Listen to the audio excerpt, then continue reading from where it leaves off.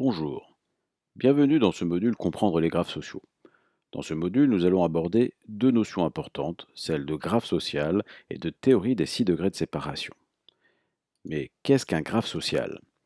Un graphe social, c'est votre réseau social. Vous êtes connecté à chaque membre et individu de votre groupe, mais ils sont eux-mêmes connectés entre eux. Lorsque vous envoyez un message à l'un d'entre eux, il est probable qu'il soit repartagé dans votre propre réseau. C'est ce que l'on appelle les liens forts. Ou aller vers d'autres graphes sociaux. C'est ce que l'on appelle des liens faibles.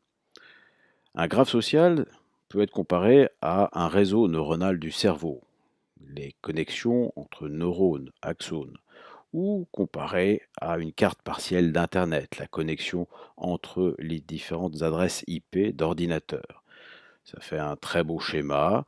Vous voyez comme ici, eh bien c'est la même chose. Ici, vous pouvez découvrir le graphe social d'il y a 4 ans à peu près sur LinkedIn. Je suis connecté à tous ces petits points blancs, ce sont les membres de mon réseau. Ils sont eux-mêmes interconnectés entre eux. Le réseau donne une tonalité particulière en fonction des couleurs par rapport à la spécificité de chaque membre. Ici en bleu, ce sont des experts, par exemple Internet. Nous sommes bien dans l'ère du big graph social. Big graph social, ça veut dire que nous sommes environ 2 milliards de personnes connectées sur les réseaux sociaux, peut-être 2 milliards 100, 2 milliards 200 maintenant. Et chaque personne a son propre réseau social, son graphe social, qui est en moyenne en France de 177 membres dans son réseau, multiplié par 2 milliards. Vous voyez, ça fait ce que l'on appelle le big graph social.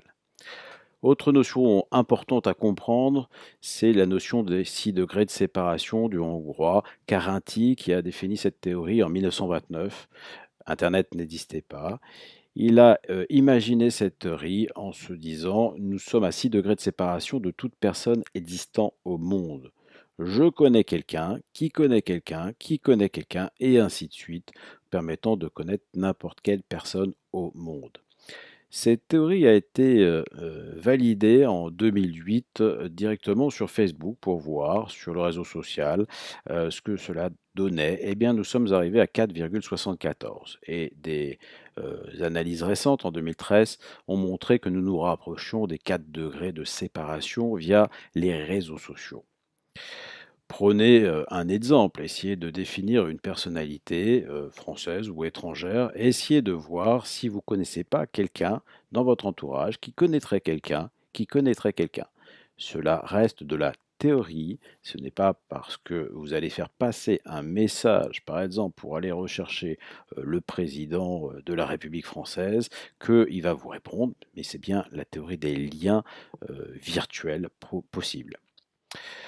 Cette théorie s'applique évidemment sur les réseaux sociaux et plus particulièrement sur LinkedIn et vous allez constater lorsque vous allez surfer sur les différents profils existants sur ce réseau qu'il y a des personnes comme Monsieur Dominique Restineau par exemple, il y a le numéro 1, premier degré de séparation. Il fait donc partie de mon réseau.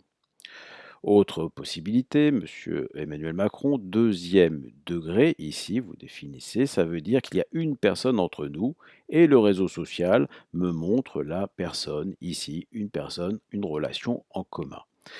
Autre profil, Monsieur Laurent Trille, troisième degré, ici ça veut dire que nous avons 2 degrés de séparation.